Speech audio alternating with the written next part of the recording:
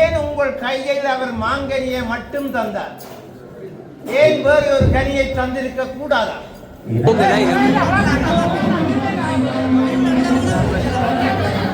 இந்த இதிலே ஒரு கலக்கத்தை நாங்கள் ஏற்படுத்த முடியும் என்பதுதான் அவருடைய முக்கியம்.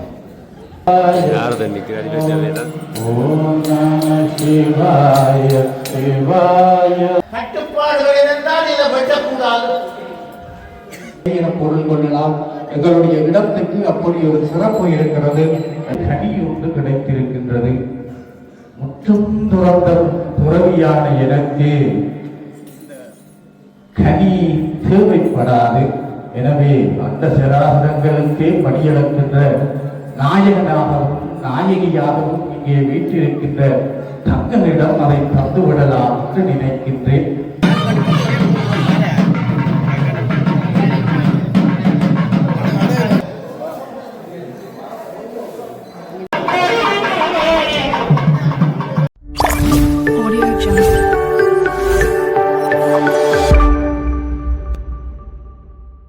வணக்கம். நான் நிற்கிற இடம் யாழ்ப்பாணம் சுதுமலை புவனேஸ்வரி அம்பாள் ஆலயத்துக்கு தான் வந்தேன். இன்றைக்கு மாம்பழ திருவிழா என்ன மாதிரி நடைபெற்றது என்று சொல்லி இந்த காணொலியில் முழுமையாக பார்க்க போகிறோம். என்னுடைய சேனலுக்கு நீங்கள் முதல் தான் மறக்காமல் சப்ஸ்கிரைப் பண்ணி உங்கள் ஆதரவை தாங்குறவர்களே. இந்த சுதுமலை புவனேஸ்வரி அம்பாள் ஆலயத்தில் நடைபெற்ற மாம்பழ திருவிழாவை முழுமையாக பார்ப்போம்.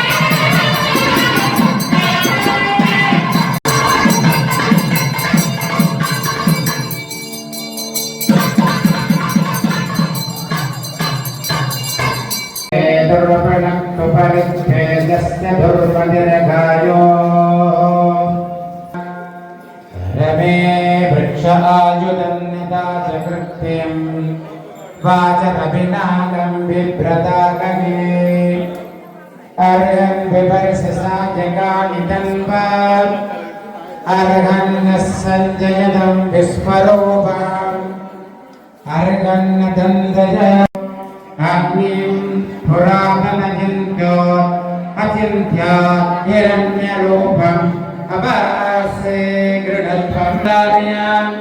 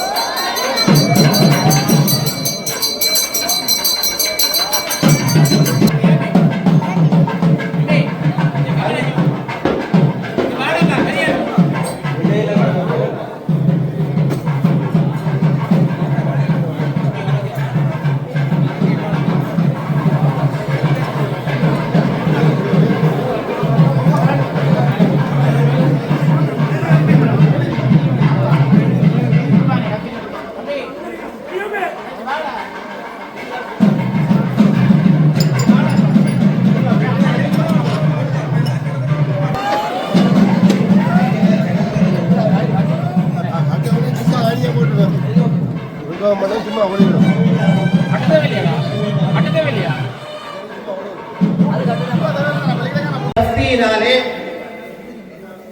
உங்கள் எல்லோரையும் நாங்கள் இப்போ அழைத்துக் கொண்டு கைலை மலைக்காக நாங்கள் போவோம்.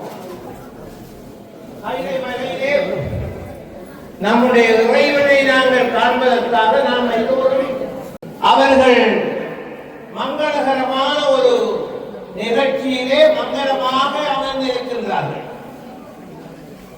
அவர்களுக்கு பக்கத்திலே பிள்ளையார் இருக்கின்றார், இங்காலே முருகன் இருக்கின்றார்.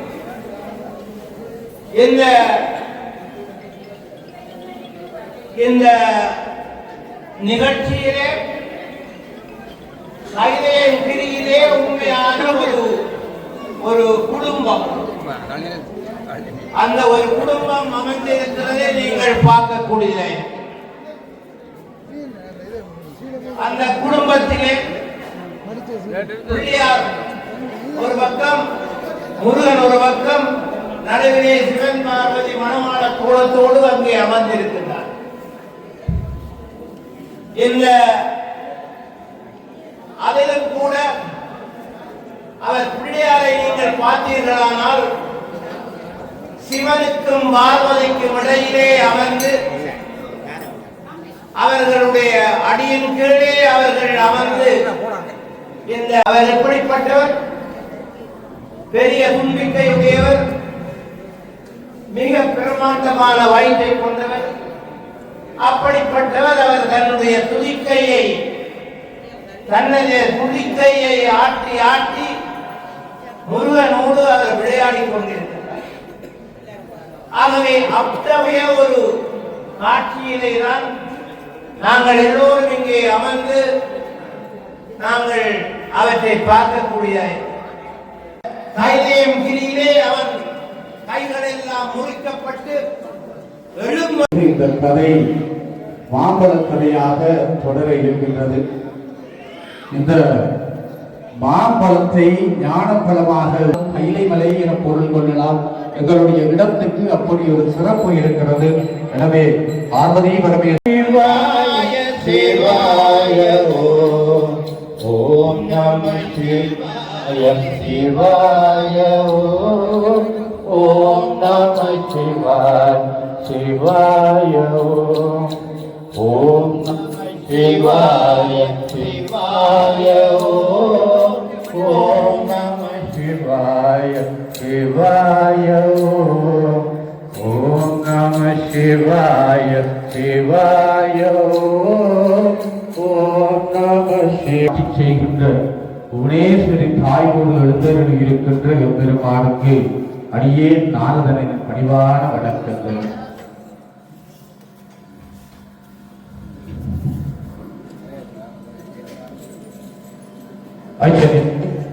நான் இந்த யுகங்களையும் சுற்றி வருகின்ற பொழுது எனக்கு இந்த அதிசய கனி ஒன்று கிடைத்திருக்கின்றது. முற்றும் துறந்த துறவியான எனக்கு இந்த கனி தேவைப்படாது. எனவே அந்த சராசரங்களுக்கே படியளக்கின்ற நாயகனாகவும் நாயகியாகவும் இங்கே வீட்டிருக்கின்ற தங்களிடம் அதை தந்துவிடலாம் என்று நினைக்கின்றேன். அதனால் அதை பணிவோடு கொண்டு வந்தேன். அடியேன் இந்த பரிசை ஏற்றுள்ள வேண்டும் ஐயனே. நாரதரே, நீங்கள் இப்போது இங்கே சமூகம் அளித்திருக்கின்றீர்கள். உங்கள் வருகையை நாங்கள் வரவேற்கின்றோம். ஆனால் நாரதர் என்ற ஒரு அந்த கேரக்டர் வந்து எங்கு அவர் சென்றாலும் அவருடைய முக்கிய நோக்கம் என்ன மாதிரியான ஒரு குழப்பத்தை உண்டு பண்ணி இதிலே ஒரு கலக்கத்தை நாங்கள் ஏற்படுத்த முடியும் என்பதுதான் அவருடைய முக்கிய நோக்கம். அறப்பொருளுக்கு அறியாதது ஒன்றுமில்லை, முற்றறிவு உடையவன் பெருமான். எனவே அதை நடத்துபவனும் அவனை. நான் வெறும் கருவி கத்தாத பெருமான் என்னை கொண்டு நடத்துகின்றார். அடியவர்களுக்கு அதை புரிந்தால் சந்தோஷம். நீங்கள் ஒரு கருவியாக இருந்தாலும் இந்த சந்தோஷமான ஒரு நிகழ்வு நடந்து கொண்டிருக்கின்ற நேரத்திலே நீங்கள் இங்கே வந்து இப்படியான ஒரு கருத்தை சொல்லி இருக்கின்றீர்கள். ஆனால் அதுக்கு ஏன் உங்கள் கையில் அவர் மாங்கனியை மட்டும் தந்தார்? ஏன் வேறு ஒரு கனியை தந்திருக்க கூடாதா? எனக்கு கிடைத்த அந்த அரிய கனி முக்கனிகளில் முதற்கனி கனி. எனவே அதை எம்பெருமானிடம் கொடுத்து எம்பெருமானின் திருவருள் நோக்கத்தை மூலமாக நிறைவேற்றுகிறார். அவ்வளவுதான். முக்கனி என்றாலும் அந்த முக்கனியின் சுவைகள் உண்மையாகவே எல்லாம் ஒரே மாதிரியான சுவையாகத்தானே இருக்க போகின்றது. ஆகவே அந்த முக்கனியாக இருந்தாலும் அந்த மாம்பழம் மட்டுமே உங்களுடைய கையிலே அந்த முக்கனியாக அமர்ந்திருக்கிறது. இதனுடைய தாற்பயம் என்னவென்றால், இந்த நாங்கள் மனிதர்களாக பிறந்தோம், மனிதர்களாக வாழ்ந்து கொண்டு வருகின்றோம். ஐயனே, உங்களுக்கு 2 பிள்ளைகள், என்னிடம் இருப்பதோ ஒரு மாங்கனி. இந்த ஞானப்பழத்தை பகிர்வதிலே ஒரு சிக்கல் இருக்கிறது. மாங்கனியை 2ஆக வெட்டவோ துண்டாடவோ கூடாது. ஒருவருக்குத்தான் வழங்க வேண்டும். என்ன செய்ய போகிறீர்கள்? அதை முழுமையாக விட்டால்தான் அதனுடைய பலன் கிடைக்கும் என்று எனக்கு தந்தவர் சொல்லியிருந்தார். இனி தங்கள் சித்தம். நல்லது, வரவேற்கத்தக்கது. இந்த மாங்கனியை கொண்டு வந்து இங்க எங்களுக்கு பிரச்சனை தருவதற்காக வந்தது. அதுவும் அவருடைய அந்த கட்டுப்பாடுகள் இருந்தால் இதை வெட்டக்கூடாது தானே நியாயம். எனவே முருகனுக்கும் விநாயகருக்கும் ஒரு போட்டியை வைத்து விடுவோம். போட்டி விதியையும் நானே சொல்லிவிடுகிறேன். இருவரில் யார் முதலில் உலகை சுற்றி வருகிறாரோ இந்த மாங்கனி. இது சரிதானே? 2 பிள்ளைகளுக்கும் போட்டி. உலகை வளம் பெற வேண்டும். அதுவும் முதலில் வருவதற்கு இந்த மாங்கனி. எங்கே பார்ப்போம். விநாயகரே, முருகப்பெருமான், போட்டி ஆரம்பமாகிறது.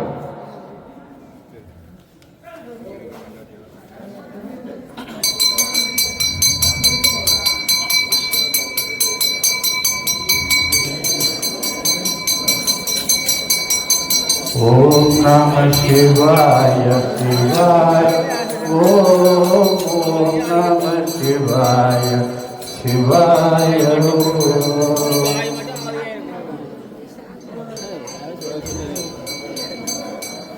சிவாய சிவாய. அனைவருமாக சொல்லுங்கள். சிவநாமத்தை ஓதுவதற்கு வெட்கப்படக்கூடாது. சொல்லுங்கள். ஓம் நம சிவாய சிவாய. யார் முதலில் வருகிறார்கள் என்று பார்ப்போம். ஓம் நம சிவாய சிவாய. ஓம் நம சிவாய சிவாய. ஓம் நம சிவாய சிவாய. ஓம் நம சிவாய சிவாய. ஓம் நம சிவாய சிவாய. ஓம் நம சிவாய சிவாய. ஓம் நம சிவாய சிவாய. ஓம் நம சிவாய சிவாய.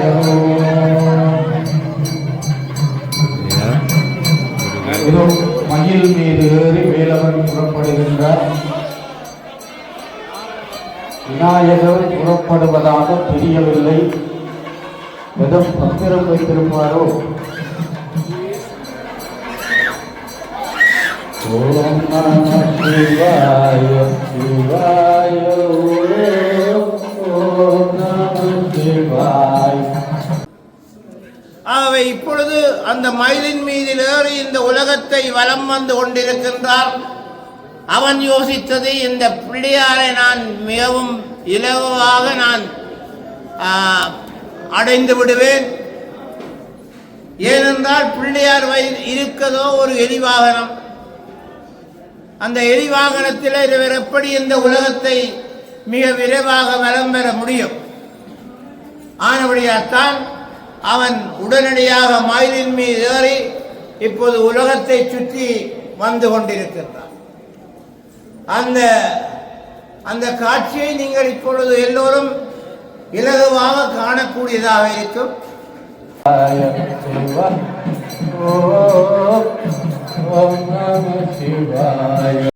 இப்பொழுது முருகன் அவன் மிகவும் ஒரு துடியாட்டம் உள்ளவன்.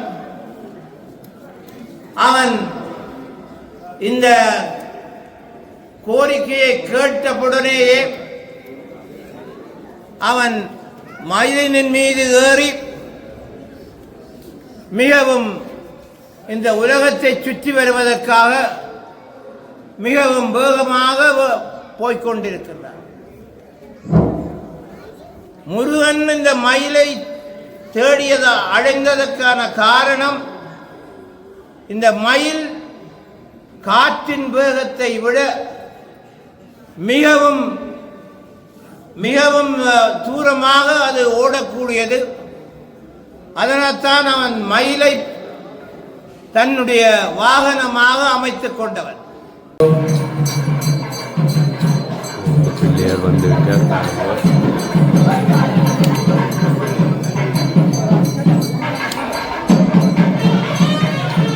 ஓம் நம சிவாய சிவாய.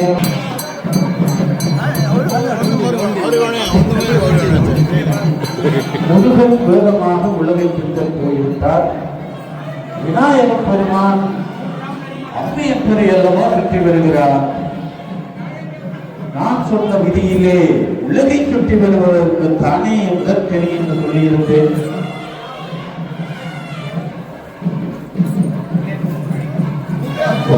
யார் வெற்றி பெறுகிறார்? பரம்பொருளே, உங்கள் சித்தம் நிறைவேறப் போகிறது. முருகனின் கோபத்துக்கு நான் ஆளாக போகிறனோ தெரியவில்லை. ஓம் நம சிவாய சிவாய. ஓம் நம சிவாய சிவாய. சிவபெருமான் இருக்க வந்து பிள்ளையார் வந்து சிவபெருமான் உதவியை சுற்றி கொண்டு வருகின்றார். அற்புத காட்சி வந்து எங்கேயுமே பார்க்க முடியாது. யாரது நிற்கிறார்? வேண்டாம். ஓம் நம சிவாய சிவாய. ஓம் நம சிவாய சிவாய. ஓம் நம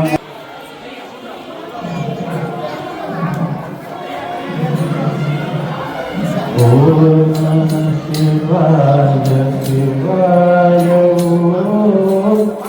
ஓம் நம சிவாய சிவாய. ஓம் நம சிவாய சிவாய. முருகப்பெருமான் மிக வேகமாக உலகமாக காலத்து அம்மாவுடைய ஆலயத்தை வளம் வந்து இப்பொழுது ஒளிவரத்தை இயங்கிக் கொண்டிருக்கின்றார். அதற்கிடையிலே விநாயகப் பெருமான் 3 முறை அம்மையப்பரை வளம் வந்து எம்பெருமானிடம் மாங்கனியை பெற்றுக் கொள்ளப்படுகிறார். தன்னுடைய அறிவினால் மட்டுமல்ல, இந்த மாங்கனியை வைத்திருந்தது சிவனும் பார்வதியும். அவர் யோசித்தார், ஓகே, இந்த உலகத்தினரே முதற் கடவுளாக இருப்பவர் அவர்தான். ஆனபடியால் நாம் அவரை சுற்றி வந்தாலே, சிவன் பார்வதியை சுற்றி வந்தாலே இந்த உலகத்தை சுற்றியதாக அமையும் என்று யோசித்து அந்த சிவன் பார்வதியை சுற்றி வந்து அவர் அந்த மாங்கனியை பெற்றுக் கொண்டார்.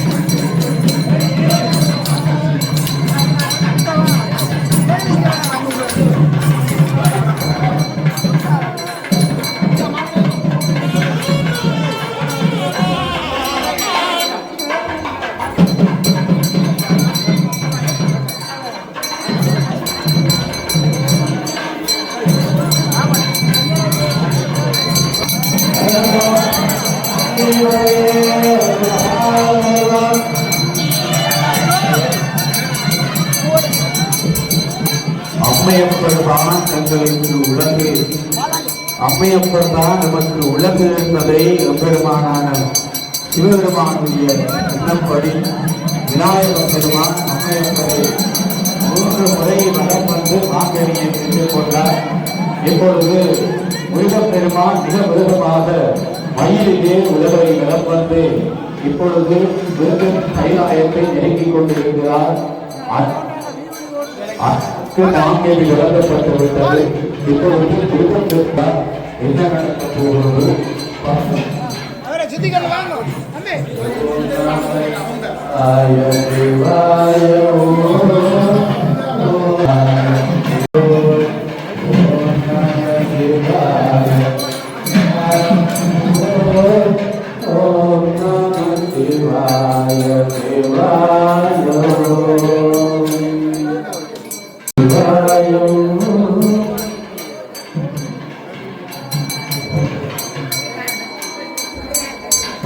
இப்பொழுது விநாயகர் பெருமானுக்கு மாங்கனி வழங்கப்பட்டு விட்டதை கண்டு முருகப் பெருமான் உலகம் கொண்டு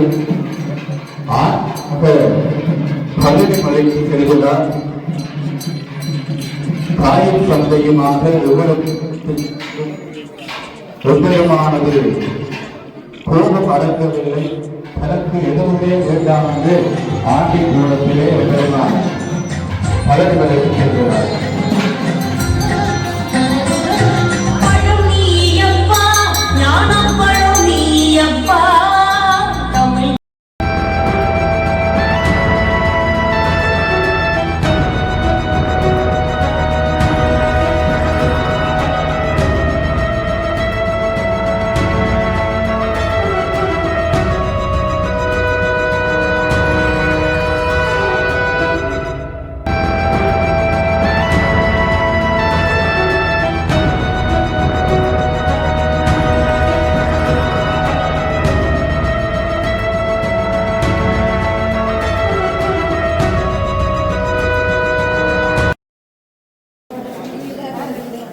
பழனியா வந்து முருகனை பாருங்க.